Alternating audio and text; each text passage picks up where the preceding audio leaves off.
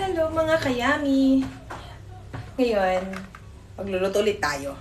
Ang lulutuin natin ay pusit. Ayan, bumili ako ng pusit. Lulutuin ko siya ng tinamatisan, guys. Ayan. Yan, linisin ko mo. Nakakabili ko lang kasi.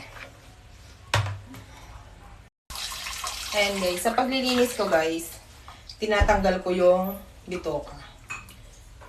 Tinatanggal ko siya. Ayan. Tinatanggal ko yung bitoka. Lahat. Tinatanggal ko siya. Tinatanggal ko pang mga pinagkainan. Ayan. Tapos tatanggalin din natin ito. Ayan, ganyan lang. Ganyan lang yung paglilinis. Ayan. Tapos sa ulo niya guys, tatanggalin din natin yung bituka. Ito guys, sinatanggal ko yung buo na to. Ayoko na pinili paglilinis. Tanggalin natin yung ngipin niya guys. Tanggalin natin yung todo. Ganyan guys, malinis na siya. Ganyan lang yung paglilinis niya. Yan, linisin natin lahat. Lahat ng ganun. Ano, ulitin mo lang. Tatanggalin mo lang lahat ng bituka. Ako yung kasi ng bituka. Gusto ko malinis talaga siya.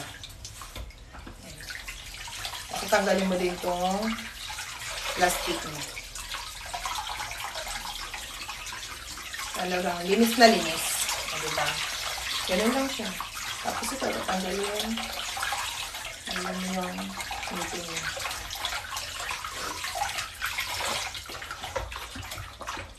Ganyan siya guys pag nilinis ko na. Linisin ko muna lahat.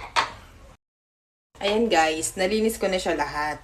Ngayon, yung pusit ko kasing nabili, sobrang malaki siya. So, kailangan ko siyang hiwain. Hiwain ko muna. Ayan guys. Nahiwa ko na ng ganito kaliliit yung pusit. Iluluto na natin. Ayan, magpainit na tayo ng kawali.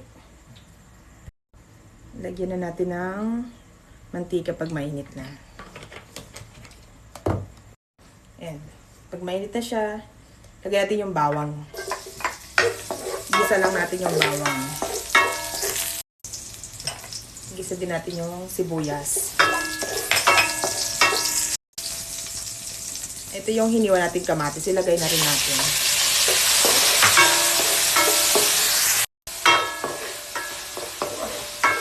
Hintayin lang natin medyo lumambot yung kamatis. Pag ganyan na yung kamatis, pwede natin ilagay yung pusit. Ito yung pusit na hiniwa ko. Ilagay na rin natin.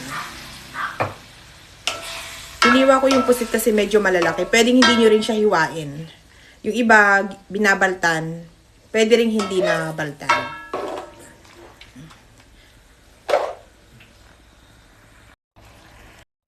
Lagyan na rin natin ng toyo.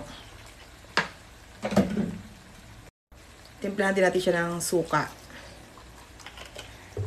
Ilagay na rin natin yung